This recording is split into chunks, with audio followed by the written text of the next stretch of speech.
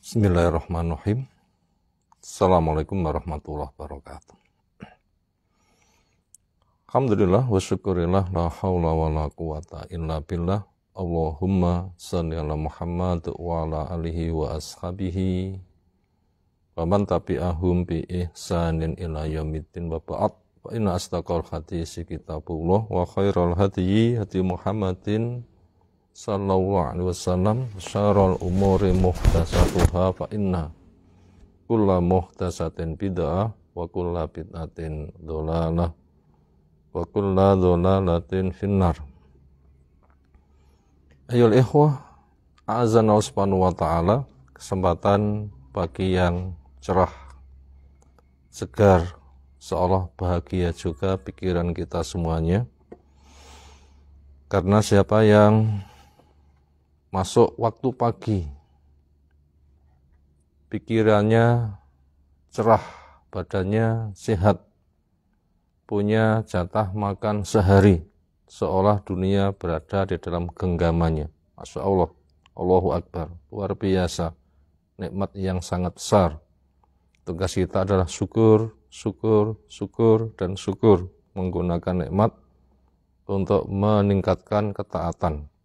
Dan perbanyak istighfar, karena kita sengaja enggak sengaja dosa itu selalu menyertai. Semoga Allah menjaga kita sampai kita disuankan kepadanya, yang nanti kita akan ketemu di surga firdausnya. Allahumma amin. Kesempatan kali ini insyaallah akan saya bacakan dua hadis nomor 45-46 dari kitab Al-Jami', matan kitab Al-Jami', bab-bab bagian akhir di dalam kitab Bulughul Maram oleh Al-Hafidz Ibnu Hajar Al-Asqalani, semoga Allah merahmatinya. Temanya tentang bahwa dosa itu adalah kegelapan. Artinya kamu jangan zalim. Zalim memiliki makna gelap. Artinya kamu jangan melaksanakan dosa, karena dosa akan menyeret kamu memiliki masa depan yang gelap. Hadis itu ialah pertama, An Ibnu Umar radhiyallahu anhu qala bersabda Rasulullah sallallahu alaihi wasallam, "Az-zulmu dzulumatun yaumal qiyamah." Muttafaq alaih, disepakati atasnya oleh Imam Bukhari, oleh Imam Muslim.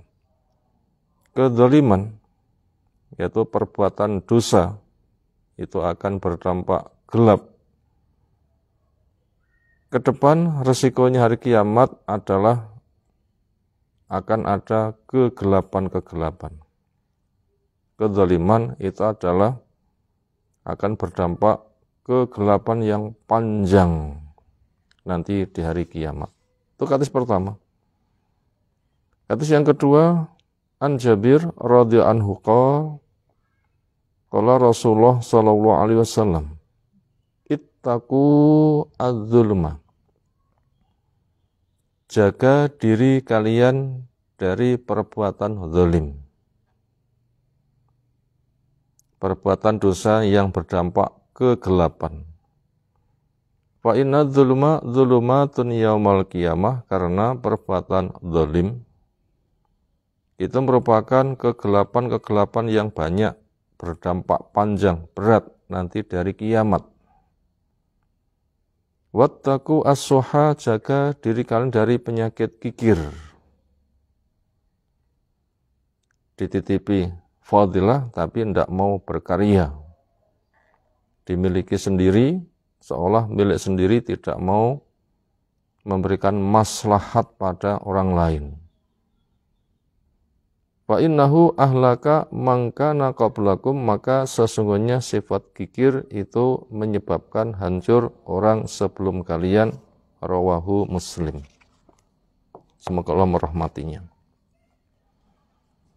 Apa saja pelajaran yang bisa kita ambil dari hadis di atas? Pertama, tentang istilah visi dan misi. Orang melangkah itu ada visi, ada misi. Ditinjau pada pemikiran seperti itu. Visi, misi Islam itu apa? Visi Islam adalah mengeluarkan manusia dari gelap menuju ke cahaya. Yukhrijuhum minadz-dzulumat ilan nur. Mengeluarkan manusia dari gelap menuju pada cahaya.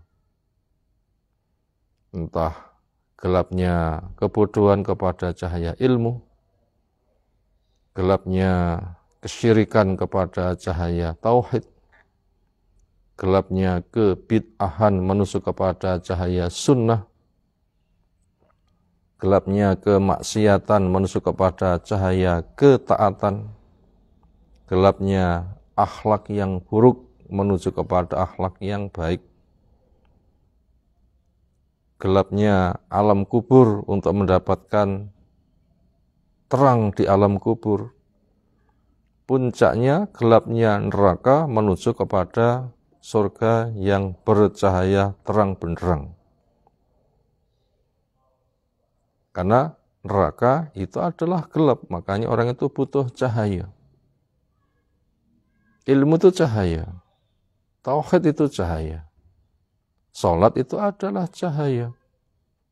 Dan bisa diteruskan berikutnya. Itu tadi cerita tentang visi dan misi Islam untuk mewujudkan visi yang ada. Langkah jelas di sana ada misi apa bentuknya, yaitu Allah turunkan kitab, Allah utus Rasul. Yang tugas Rasul adalah membacakan ayat-ayat Allah, tugas Rasul adalah menjelaskan tafsirnya, tugas Rasul adalah menjawab pertanyaan ketika umat bertanya, tugas Rasul adalah menyontohkan beramal, tugas Rasul adalah mengajarkan kitab dan hikmah, tugas Rasul adalah mensucikan umat, tugas Rasul adalah memberikan kabar gembira buat yang taat dan peringatan keras kepada yang maksiat. Tugas Rasul adalah yukhrijuhum minadz-dzulumat ilan nur. Kemudian dari masa ke masa ada pewarisnya, sehingga akan selalu mengibarkan tinggi-tinggi bendera Islam sehingga berkibar di semua waktu dan tempat, sehingga semua makhluk jin manusia akan mendapatkan pencerahan di semua waktu sampai tiba saatnya Allah mencabutnya, yaitu terjadinya hari kiamat. Itu tadi poin pertama tentang visi dan misi Islam. Ini merupakan nikmat yang luar biasa yang kita harus mensyukurinya. Nomor 2, kita akan mengenal apa namanya adzulmu. Karena tadi hadisnya dikatakan ittaqu adzulma, jaga dirimu dari adzulma. Zalim itu apa? Makna bahasa adalah gelap, yaitu perbuatan dosa ketika tidak ditobati akan menyebabkan hitam. Dosa hatinya hitam, tambah dosa hatinya tambah hitam, dosa terus tidak ditobati hitam kelam. Akhirnya orang melangkah tanpa ilmu, maka dikatakan dia sedang gelap mata. Berarti perbuatannya gak karuh-karuan, gak terbimbing. Yang itu nanti resikonya adalah akan gelap di alam kubur, gelap di padang mahsyar. Ketika meniti jembatan gelap, ini terancam bahaya yang pol-polan. Itu tadi apa tentang makna zalim, yaitu perbuatan dosa bila tidak ditobati, dibawa berkepanjangan, maka akan ada balasan kondisi yang gelap, puncaknya neraka adalah gelap gulita. Makanya kita butuh pencerahan cahaya yang terang benderang. Itulah Islam, yukhrijuhum minadz-dzulumat ilan nur. Pelajaran yang ketiga, Allah adalah ayat menyebutkan ahlut taqwa wa ahlul maghfirah. Yang punya hak hamba bertakwa kepadanya, yang punya hak untuk memberikan ampunan kepada hamba-hambanya. Artinya takwa itu adalah kepada Allah. Lalu hadis di atas dikatakan ittaqu dzulma, takwa kepada zalim. Nah, ini maknanya apa? Jawabnya adalah jauhkan dirimu dari murka dan siksa Allah, maka perbuatan zalim jangan kamu kerjakan. Bila kamu melakukan, segera tobat, istighfar, sedekah. Itu makna tentang ittaqu adzulma. Berikutnya masuk pada pelajaran yang keempat. Saham besar terjadinya kedzaliman, yaitu dengan terbukanya gudang-gudang kenikmatan dunia. Kita ulang. Saham besar, modal besar, potensi besar, terjadinya kedzaliman, zalim di sana sini, maksiat sana sini, yang berdampak kegelapan sana sini, yaitu dengan terbukanya gudang-gudang kekayaan dunia, gudang-gudang kenikmatan dunia. Akhirnya mata memandang jadi hijau.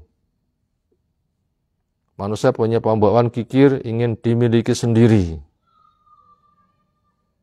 Sehingga akan terjadi persaingan. Ketika setiap orang tidak mau kalah, maka akan terjadi saling jegal.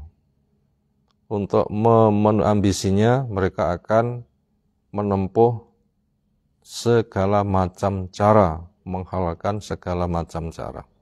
Ini poin yang keempat. Saham besar, terjadinya kedzaliman, dengan terbukanya gudang-gudang kekayaan dunia, gudang-gudang kenikmatan dunia, mata hijau, orang punya pembawaan kikir, bersaing dengan menghalalkan segala cara, sampai menumpahkan darah, dan macam-macam. Ini perkara yang telah diwaspadakan Nabi SAW. Mal faqru akhsha alaikum, walakin ma akhsha alaikum antub satalakumud dunya. Watunafisu kama tanafasu. Watuhlikukum kama ahlakathum. Yang ku khawatirkan kepada kalian itu dengan terbukanya kenikmatan dunia. Atau sebelumnya, bukan kefakiran yang ku khawatirkan pada kalian. Tetapi yang ku khawatirkan pada kalian dengan dibukanya gudang-gudang kekayaan dunia. Sehingga kamu nanti akan berlomba-lomba, maknanya bersaing dengan menghalalkan segala cara, sebagaimana orang dulu juga begitu. Akhirnya dunia akan menyebabkan kamu hancur, sebagaimana orang dulu menyebabkan hancur. Dan kondisi ini kita sedang mengalami. Potensi kedzaliman besar. Makanya pewaspadaan yang disampaikan Nabi SAW itu adalah sangat penting sekali. Perhatikan dengan baik. Makanya jaga dirimu dari kedzaliman. Ini potensinya besar. Dunia melimpah. Orang punya hasrat. Masing-masing kikir. Ingin nomor satu. Ada pesaingnya hasad. Ingin menghancurkan. Lalu merampasnya. Bahkan siap hancur-hancuran. Yang penting pesaingku juga hancur. Nah, ini kan pemikiran iblis. Ini besar sekali potensi kedzaliman. Makanya nasihat di atas itu penting sekali. Jaga dirimu dari kedzaliman. Berikutnya kita masuk pada pelajaran yang kelima. Apa yang butuh kita tempuh? Solusinya apa? Agar kita menjadi orang yang selamat.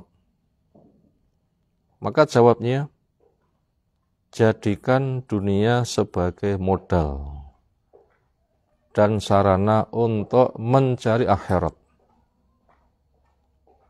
Jadi solusi pertama supaya kita aman bisa mewujudkan pesan Nabi SAW, jaga dirimu dari kezaliman. Nah, apa yang butuh kita perbuat? Jawabnya adalah, jadikan dunia sebagai modal dan sarana untuk mencari akhirat. Jangan jadikan akhirat dijual untuk cari dunia. Tapi jadikan dunia yang Allah takdirkan terpegang pada tangan kamu itu untuk mencari akhirat. Ini jalan keselamatan. Memang Allah perintahkan wabtaghi fima ataqallahu darul akhirah. Carilah dengan modal yang Allah berikan kepada kamu dari dunia untuk menggapai kampung akhirat.